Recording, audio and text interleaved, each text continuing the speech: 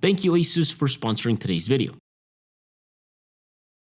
Battery life. The race Apple Silicon is leading. At this point, it's like the Le Mans for laptops. It's been pushing other chip makers to change the way they've been doing things. For example, you got companies like Qualcomm jumping into the race by producing what we now know as ARM laptops. And today we're going to be talking about why this is happening from a regular user's perspective. Check this out, okay? Everyone is trying to catch up to Apple, right? But the biggest challenge here is software compatibility. Google Drive, for example, for a while it wasn't natively supported on ARM. I see people having printing driver issues. These are either a hit or a miss. Git bash. Out of all things, it's still not ARM native. Python for ARM64 can be complicated, and even using RSAT to actively manage directories is just not a thing. Snapdragon's compatibility, it's not as strong as Apple. A lot of the apps don't run natively, some of those being hardcore apps. Now, that doesn't mean that you can't run them. A lot of these run within their x86 version through their Prism emulation software, which can impact performance and battery life. However, this finally opens some doors to some real innovation within Windows, and I think this could turn into something pretty cool for us in 2025. Look, let me give you guys an example. Have you ever heard of the Raspberry Pi? I use these a lot in engineering school. These are tiny little computers that can run Linux within an ARM-based architecture, and you can ask ChatGPT about what types of projects you can make with these, and it'll yield you like a whole list. And the reason I'm talking about this is because back in 2012, when it was created, Raspberry Pi had compatibility issues in its early years. I mean, yes, off the bat, it was created to support Linux, with the hardware being simpler, more standardized, and the strong community and developer support it has, it made this little tiny ARM-based computer extremely popular for developers like over the years. But in a way, it took 12 years. This is basically year zero for these ARM-based laptops.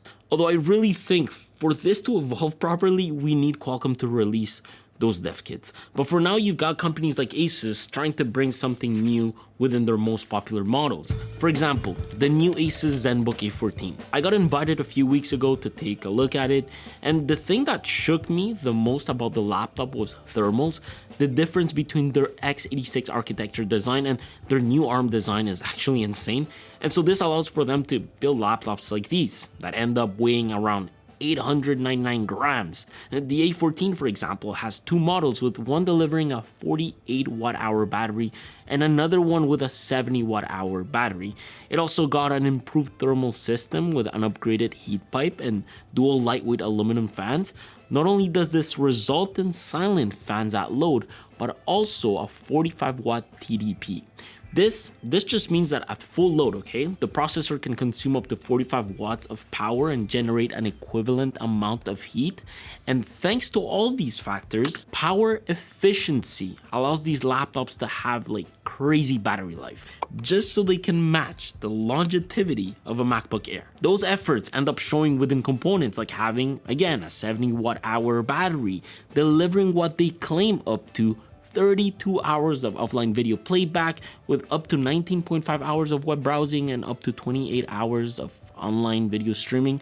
Remember though that these numbers come from having like the bare minimum on these laptops.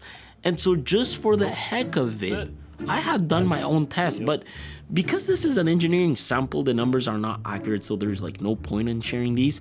But if you are interested, I will make a full review. Just let me know down below with a hashtag ARM and I will get that done for you. Now, I've realized throughout the days I've been using this that there are limits to its usability, and no, it's not hardware related. In fact, it's got nothing to do with things like ports or Wi-Fi 7 cards on a laptop like this, or OLED displays. It mostly comes down to its compatibility. ARM chips mainly run Windows 11 ARM based, and like I said, the main benefits of that are things like extended battery life and instant on. One big advantage of Windows on ARM, for example, is that it solves the issues with sleep mode. For example, with the A14, if you close the lid and come back 8 hours later, it powers on instantly and the battery still has plenty of charge. Although I will say I'm not a fan of the dim my screen when I look away feature. It works like 90% of the time, but then that extra 10% is enough for me to just just turn it off. Anyways, look, I don't want to get out of topic here because the main issue with this is software compatibility.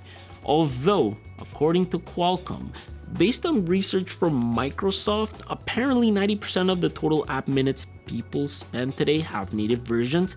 The cool thing is that while I was setting up my ZenBook a few weeks ago, I realized a lot of the apps I use are supported by ARM. Not all of them, but a lot of them. Photoshop, Chrome, Notion, DaVinci, VS Code, Spotify, Docker, a lot of these just run natively. So with a laptop like this, you won't feel completely restrained. And besides, just like Apple Silicon, with time, a lot of apps will be more and more supported. But I will say though, there's a bunch of apps that still aren't, and that could be a problem for some people. Endpoint security apps, not supported. IT management apps, not supported. Remote access and support apps, not supported. For some system administrators, the fact that RSAT is not a thing on ARM it's like a huge deal breaker, and I understand that. Support for Linux, it doesn't exist. Although there are companies like Linaro trying to make that happen, so respect. We could see this happening soon though with Asus laptops, because Asus were the first company to ship these right off the bat. Now, I don't know how long that's going to take, but hopefully it doesn't take too long. And while Python sure works well on ARM, as soon as you start playing with modules, you'll find that the list of modules compatible with ARM is pretty limited. Gaming is also very much limited on these machines. These are definitely not for that. And CAD software in reality can be super funky. Some people claim that it works and others sort of. Look, the reality of Windows 11 for ARM is that if you were to ask your grandparents or your parents, your friends, if they knew the difference between an x86 architecture and an ARM architecture, chances are they have no idea what you're talking about. But if you were to tell them that for the same price, this laptop does everything they need while offering twice the battery life, they'd definitely be interested, and that's the market that ARM is currently targeting, which is why you've got companies like Asus reformatting their ZenBooks. ARM allows them to cut weight. I mean, this only weighs 899 grams. The inside looks super clean. Thermals are revamped from the heat pipe to the fans. The thickness of this laptop comes in at around 1.4 centimeters, making it almost as thin as the MacBook Air, even though this is way lighter. They also took advantage of that to redesign their laptop. We're definitely going to see a lot of that happening this year. For example, Asus used aluminum with magnesium on their new ZenBooks. It's 30% lighter and 3 times stronger than regular aluminum, so you get a durable laptop without the heavy weight. This here comes in Sabrisky beige, but they also have a Iceland gray. For me, the beige is just the best color here. It looks so good, and it really delivers that slim profile this laptop deserves. The material is impeccable, and when I brought this to travel with me, it never once scratched or felt like I had to be careful with it. And with this new redesign, it also allowed them to implement a new hinge. I think they call it the Easy Lift hinge. Its main purpose is to minimize wobble during use. Within a plane, this is absolutely perfect, plus it fits right on with them trays. Now, the cool thing is, even though OLED displays tend to drain battery life, and I know theoretically OLED is more efficient because OLED completely turns off black pixels compared to IPS, but the brighter the image, the more it consumes power compared to IPS, and a lot of people online complain about this. Although ARM laptops will be able to handle that much better with time. So you've got Asus announcing laptops with their Asus Lumina OLED technology. These displays are known to be VESA displayed HDR, true black certified with factory calibrated colors. The colors on this look absolutely great, and even though it's OLED, there hasn't been any text fringing when I was looking at code, manipulating text, or using Google Docs. I haven't felt like I've had any eye strain issues as well while I was using this. Overall, the A14 is a 14-inch laptop with a 1920 by 1200 screen resolution, so that yields a 16 by 10 aspect ratio with an implemented 90% screen to body ratio. OLED on a device that starts at 1,199 Canadian dollars is pretty freaking cool. It's also got a 1,000,000 to 1 contrast ratio with up to 600 nits peak brightness, plenty wide for indoors with outdoors being good enough, and an ultra wide color gamut of 100% DCI-P3 and HDR content support. For the average consumer, this is an insane screen. It's even better for those who enjoy editing pictures on softwares like Lightroom. And I just have to say, like, for the price and the fact that OLED doesn't drain that much battery, these are definitely worth to take a look at. When it comes to connectivity and ports, ARM doesn't affect that, and it also shouldn't affect that. Even though some of these laptops are thin and lightweight, you are still going to get plenty of ports. The A14, for example, has two USB 4 ports, with those supporting up to 40 gigabits per second data bandwidth. It also has an HDMI 2.1 port, an audio jack, and luckily a USB 3.2 Gen 2 port that I use for my mouse. The Snapdragon X Elite can connect up to 3 external monitors via the HDMI port and USB-C ports. Bluetooth wise, from the testing I've done, it's been great. There was no interference between my dongles and my headphones connected through Bluetooth. In terms of sound, some of the Snapdragon laptops will support Dolby Atmos. The A14 does that thanks to its super linear speakers, which just mean that they increase the diaphragm's amplitude by 50%, resulting in a 2.25 times increase in volume.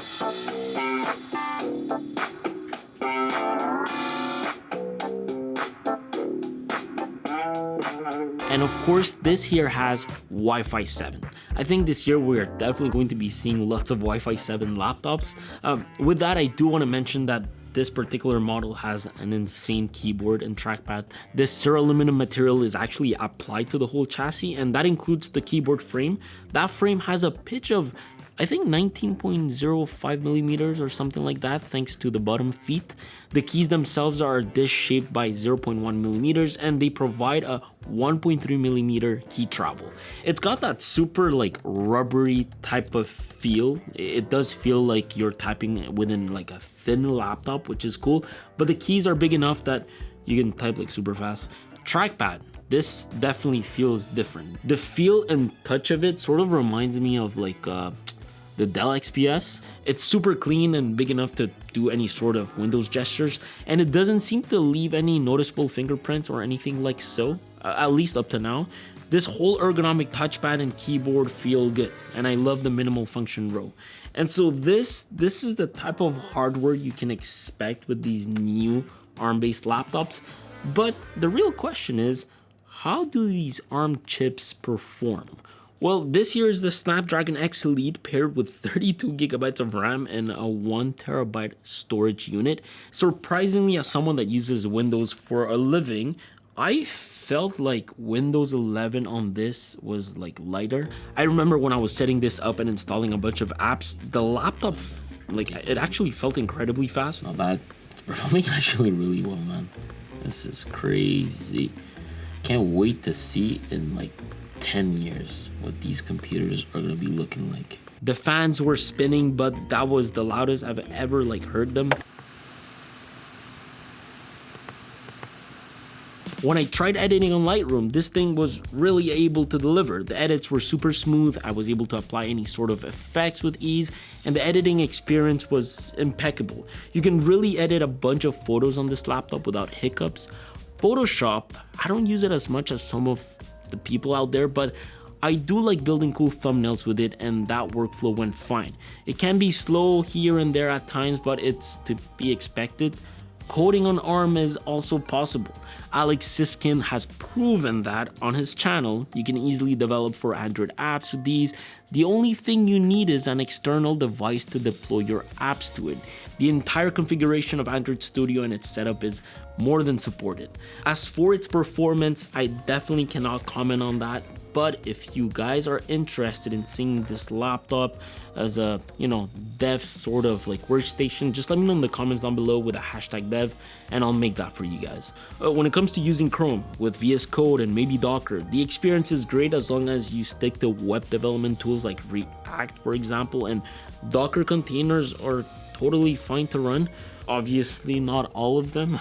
Look, in terms of performance, okay, I think the takeaway here is that you can do a lot of basic things, like 90% of things, plus some other good things. And the fact that this is an engineering sample, it really it really brings my hopes up. The only thing I will say, okay, is that I did try to sort next week's video on a timeline like DaVinci. So it would only lag if I applied my color grading to the frames. Other than that, it worked fine. And note that I was working with footage that lived on our server, which is why I connected the laptop to an Ethernet dongle so I could access footage faster. And then as for AI, my God, I feel like we are all fed up of AI. I feel you guys. The cool thing about it though is that it can become super handy. For example, ChatGPT is such a handy tool for a lot of people. Like, I myself use it all the freaking time. Aces within their systems, they also have some AI tools that deliver, I don't know, for example, great camera features with AI camera, AI noise cancellation, AI software features, even Photoshop has a few of these. I think with time we're going to be seeing more and more useful features. 2024 felt like a year where companies were sort of experimenting with the word AI and what they can do with it. Most of these chip makers implemented NPUs, which means that for now, you will be able to do some AI related tasks a lot faster and more power efficient locally than otherwise. But I feel you, we yet have to see AI sort of become a game changer within the space.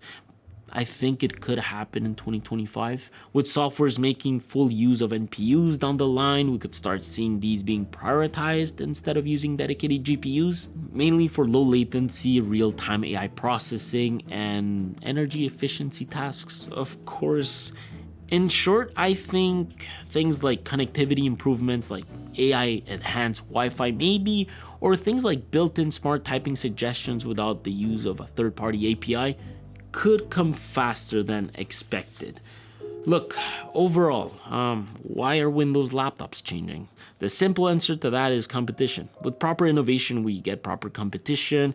In my opinion, I think Apple Silicon and AMD have done a fantastic job over the past few years. This gives companies like Qualcomm a chance to stay motivated and try to compete. For example, I think Ryzen chips are the way to go if you want solid overall performance in both CPU and GPU, good compatibility and decent battery life. Snapdragon chips are perfect if you prioritize battery life without sacrificing too much performance, but be aware of potential compatibility issues. Intel chips are ideal if you're looking for great GPU performance and long battery life, but don't mind settling for average CPU performance. And Macs are perfect if you want top tier CPU, GPU, and battery life. But just know that you have to be okay with the limitations that the ecosystem of a Mac delivers. A lot of ARM based videos were produced 6 to 3 months ago and already a lot has changed. I thought revisiting this towards the beginning of 2025 with the help of Asus was an interesting way to kick off the year. And now that there are so many more softwares that are supported like Google Drive and VS Code, I think things will be changing faster, and this year we're going to see a lot of that. With that being said, at the price point these come at, these can be great. The A14, for the days I've had this laptop, it doesn't get hot at all. It comes out of sleep mode in a second, logs in quickly, screen is bright, it looks absolutely stunning, and can easily do regular things such as, I don't know, take on appointments, write up contracts, view PDFs, Office docs, use cloud apps within the browser. Look, I'll leave a link to it down below in case you're interested in trying an ARM-based laptop. That being said, if you made it till the end of the video, just leave a comment down below with a hashtag AND. It would be appreciated. Like and subscribe like always. This is literally the first video of the year. I've got so many videos coming. The Whoop bracelet. I'm currently trying my Vivo phone. There's a lot of cool things coming, all right? So I'll see you guys next Sunday like always. Take care, and I hope your year is fantastic. Cheers.